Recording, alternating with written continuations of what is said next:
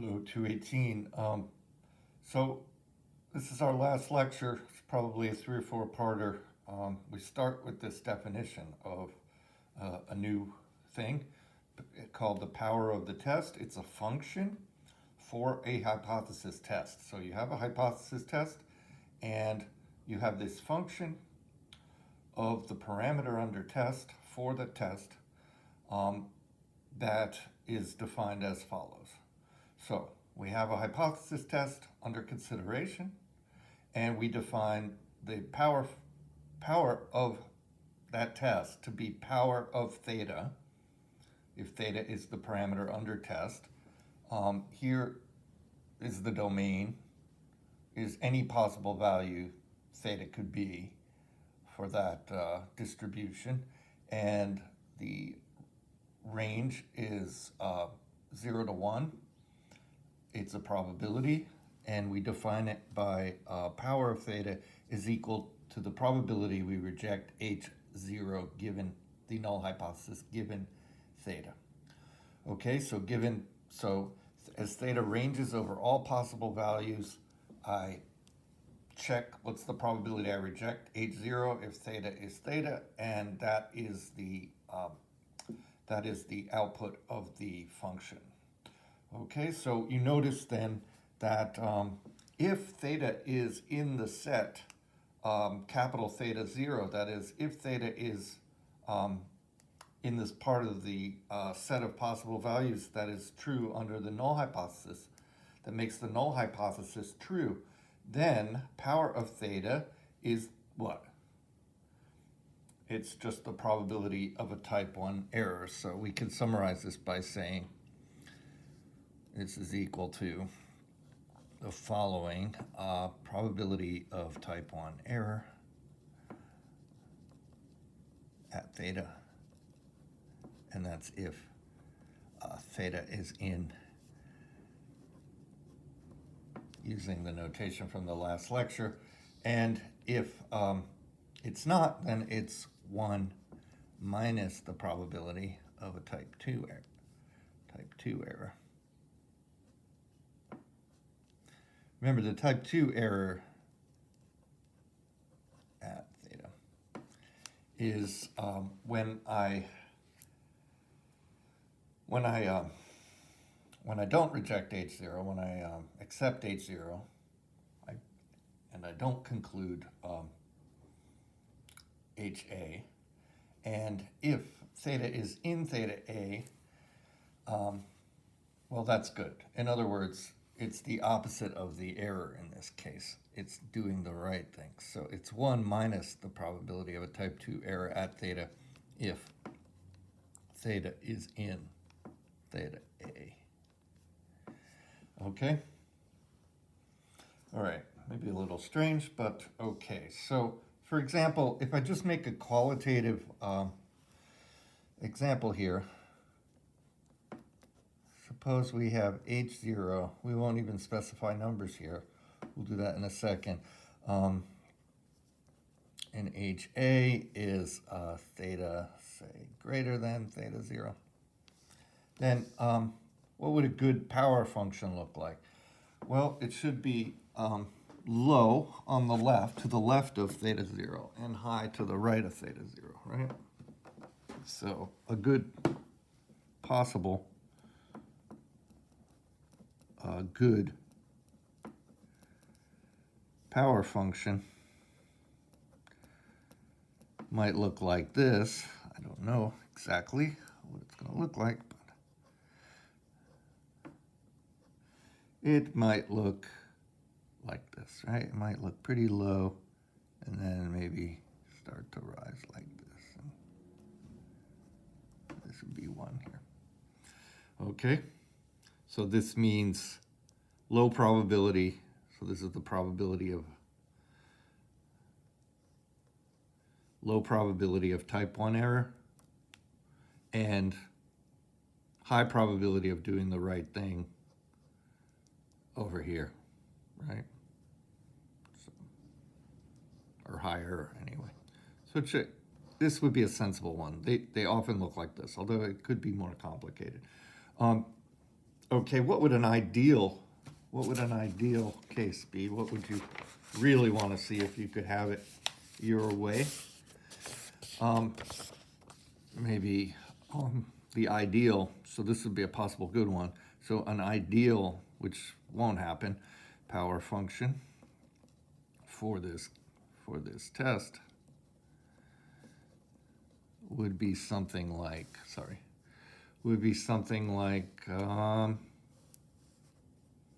maybe all 0 until I get to theta 0 and then 1 up here. Okay, that won't happen though, probably. Okay. All right, so, okay. Let's do an actually compute a real power function for a numeric example here. So suppose we have the test H0, P is less than a half, HA, P is greater than a half, and say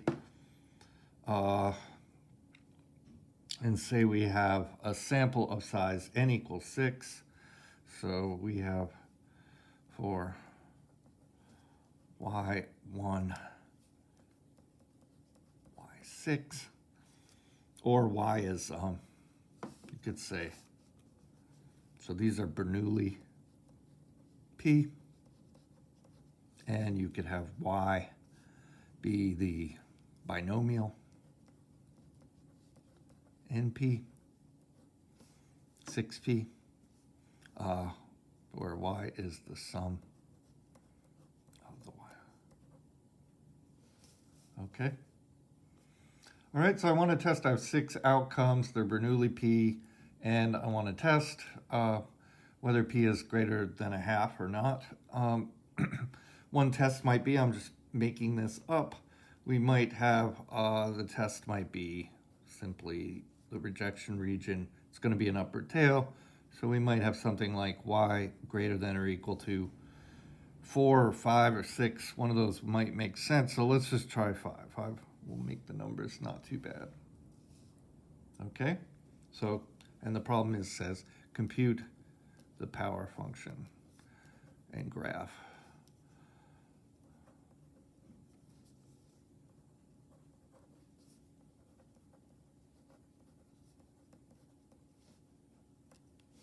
Okay.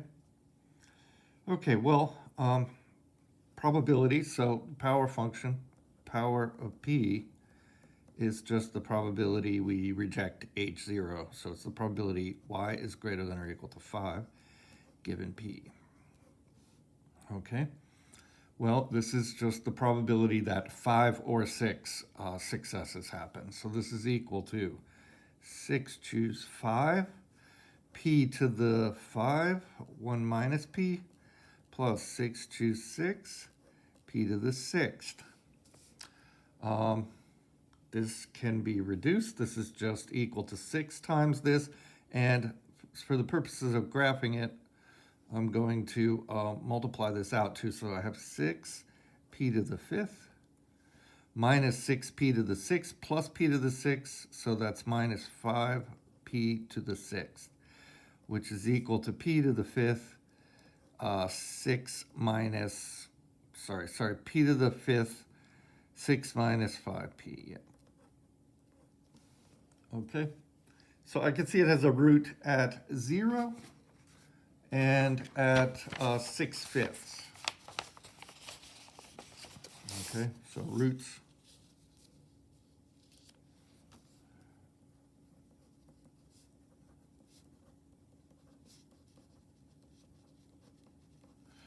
Okay, of course you could just use a computer to graph this, but this one's so easy we can also do this by hand. If we take the derivative here to find where the max is, because it is pretty reassuring, we find that the max happens at 30 p to the 4th minus 30 p to the 5th.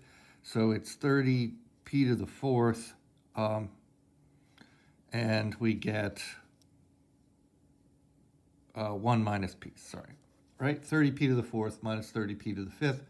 So this has extrema, possibly. So first derivative is 0 at 0 and 1. Now, this should make sense. At 1, it should be 1, right? Because you're always going to reject at 1. So we have max min at p equals 1 and 0. Well, you'd have to test to make sure that it's a min and a max, but the 1 is certainly a max, okay? Can't be bigger than 1. All right, and finally, we could also find the second derivative. If I do that, what do we get here? I have d2, dp2, power p equals, I go back in here, I get 430 times 4p cubed minus 5p to the fourth. And I find at, when I take p cubed out here, I have 5/4, right? 4/5, sorry, 4/5. So we have p equals 4/5. This is an inflection. If I graph this, I get something like this. Here's 1. Here is 6/5. There's a root here. And I have a max here. And it must come plummeting down like this. And over here, it shouldn't probably change. It doesn't change here. Probably it's like this. And over here, something like this. And then it mellows out here, probably something like this. Okay, so here's 4/5, and here's 1, and here's 1/2, right? Which is important because that's where I want to direct your attention. So here we have probability of type 1 error at theta. So probability type 1 error given theta. Okay, and so that's this range. And then this range is 1 minus probability type 2 error. So the higher this is, the lower chance of a type 2 error. And you want to look and see, does it look like an ideal? So ideal would be like this, right? If it were like this, and then jumped here like this, and was like this. That's all that counts is up to 1, right? This is kind of irrelevant here. So it does look like that a little. I mean, you can see the most risky parts is if theta is just slightly bigger than 1/2, then there is a decent chance we will not reject when we should. Okay, thanks. We click on the next one. We're going to keep going with this.